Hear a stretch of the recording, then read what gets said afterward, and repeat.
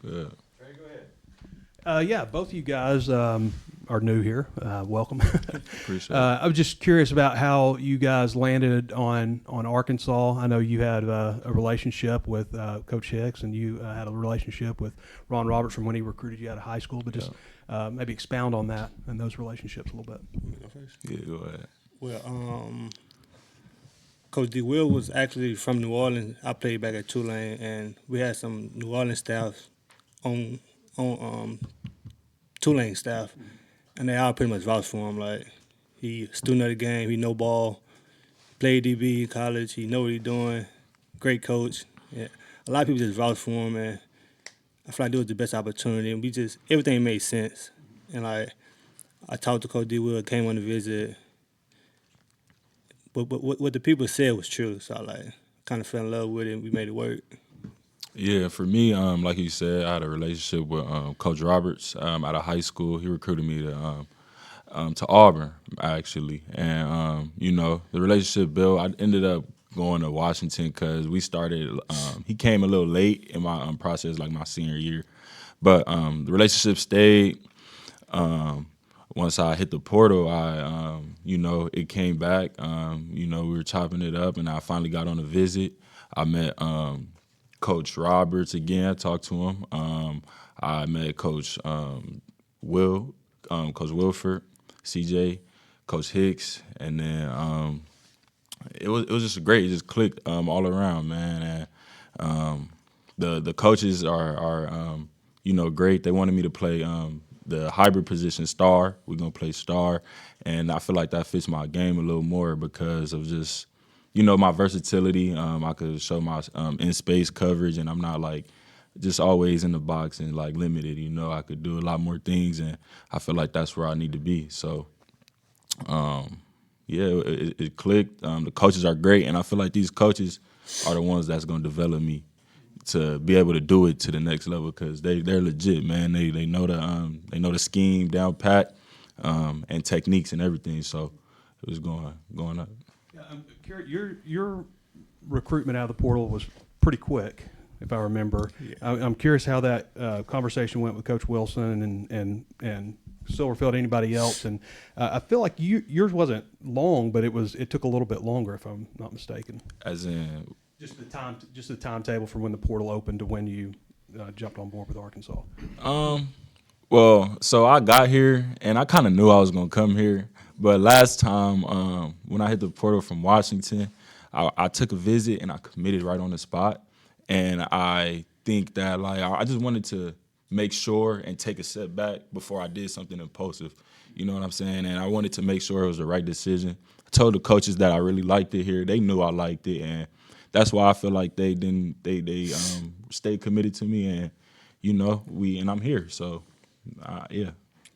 And just how that unfolded for you, kind of quickly. For me, it was when I first entered the portal. That was probably the first team to call, and it was my first visit too.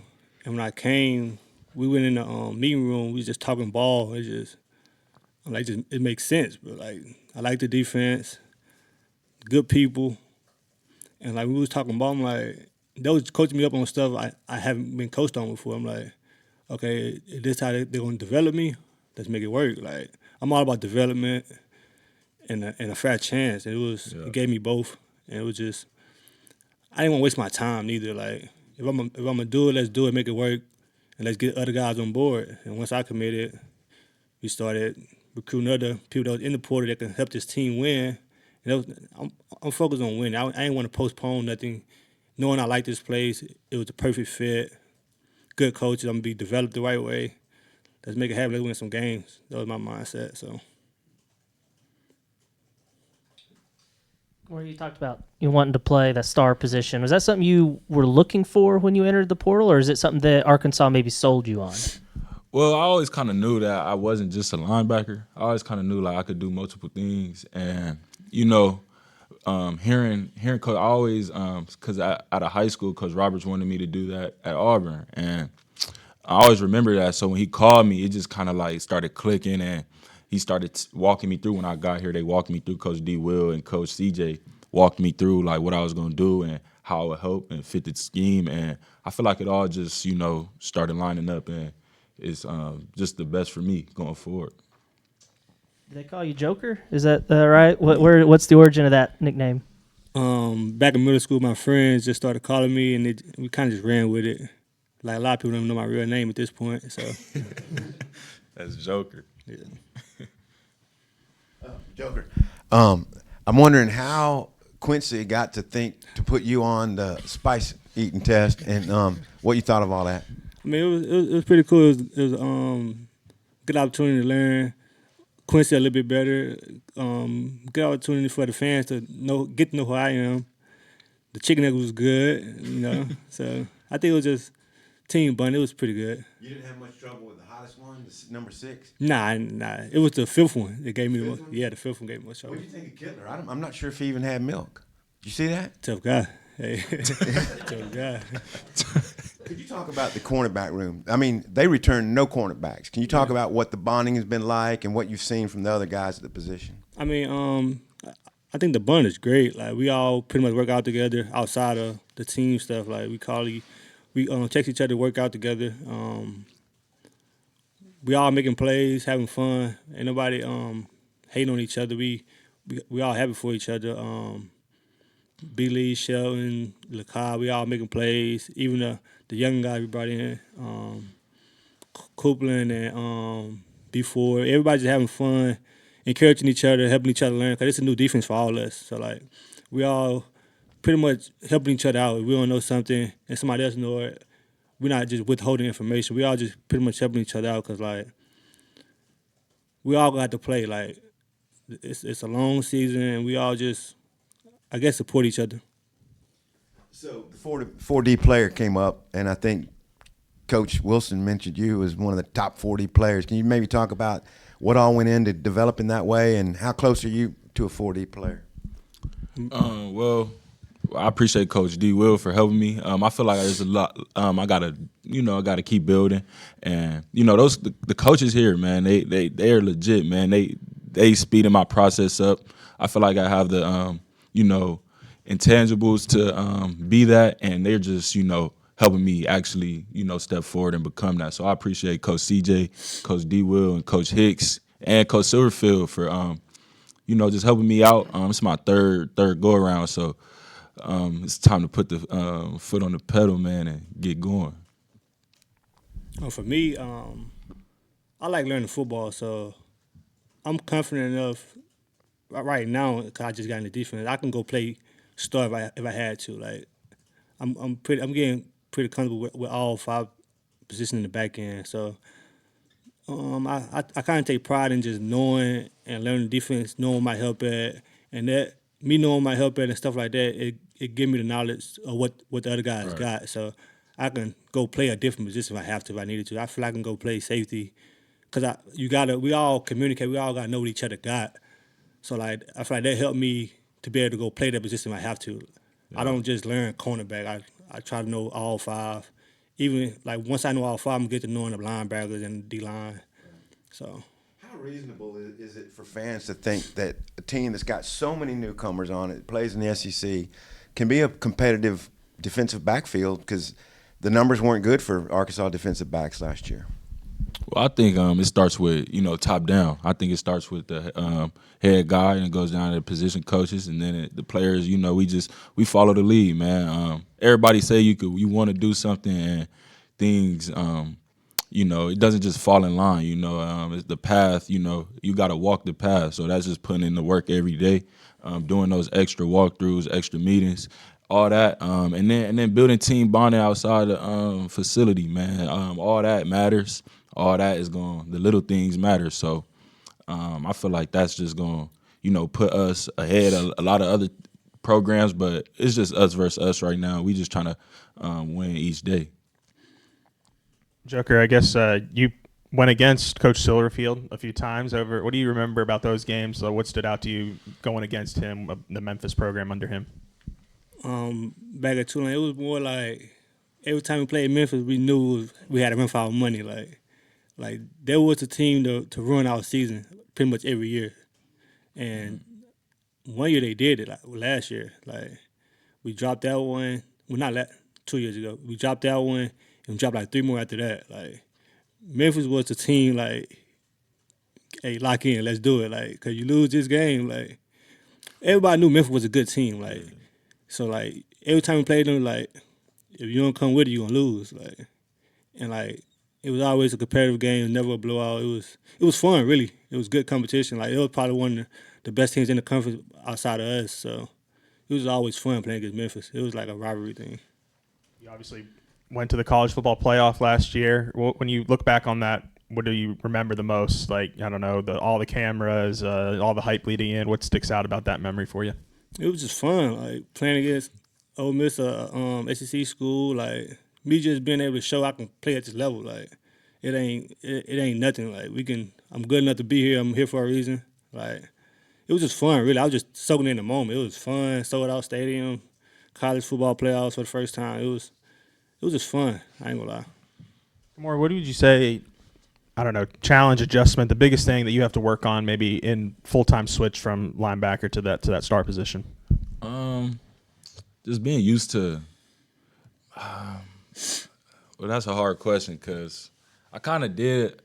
I'll say just being used to being away from the offensive line, and it's not that big of a difference. I feel like there's rules at each position that you got to lock into, and just keeping my eyes right and discipline, not getting nosy.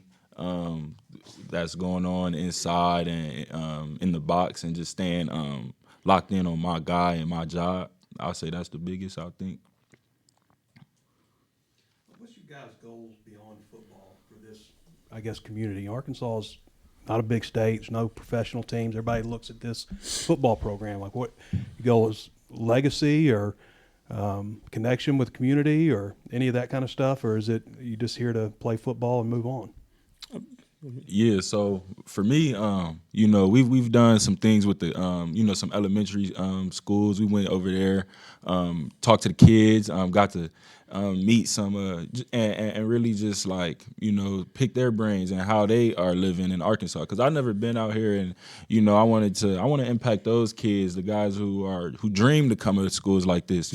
It's not all about my community. I want to impact all kids and people of all communities. If I could impact any community, that's the biggest thing for me. That's outside of football. I just want to impact people and put a light on, them.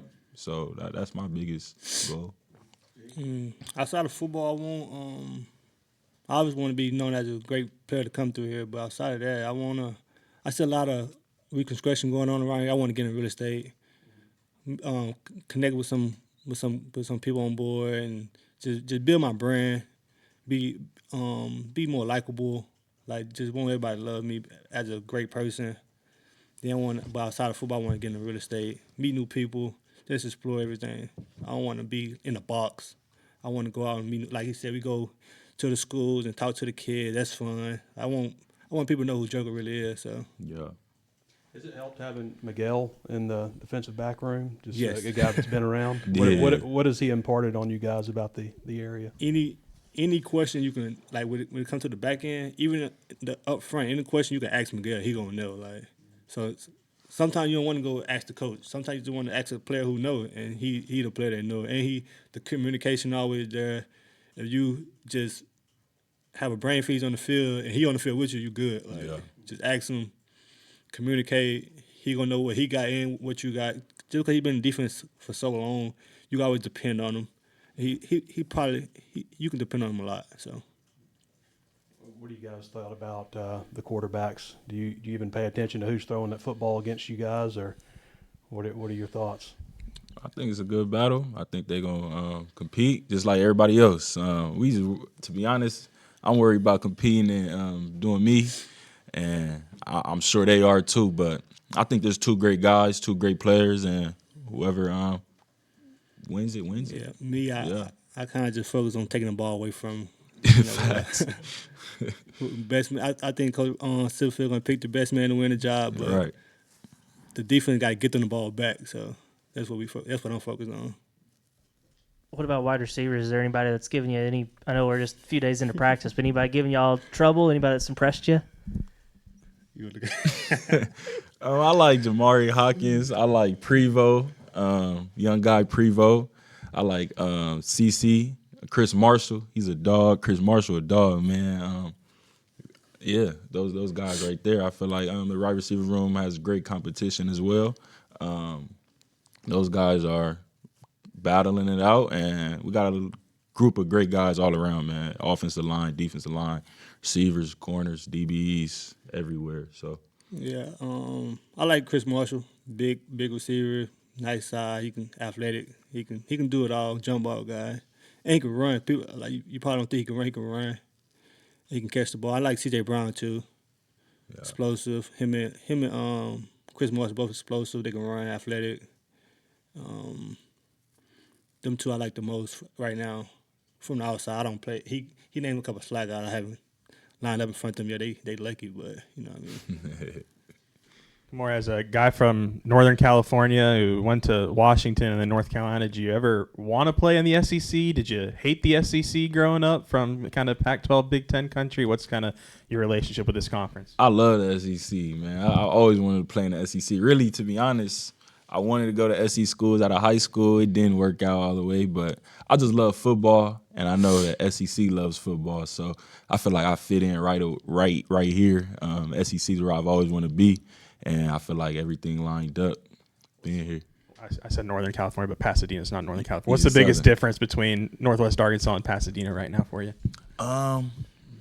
Well, I would say it's a lot more things going on in Pasadena, like a lot more people, I would say, like traffic. And out here I could slow down, I kind of calm down, gather my thoughts. In California, it's a lot going on. So I feel like it's good for me coming from California to just be able to slow down and unpack and just be able to kind of like just gather my thoughts and reflect a lot. That was a great job. Appreciate y'all. Appreciate y'all.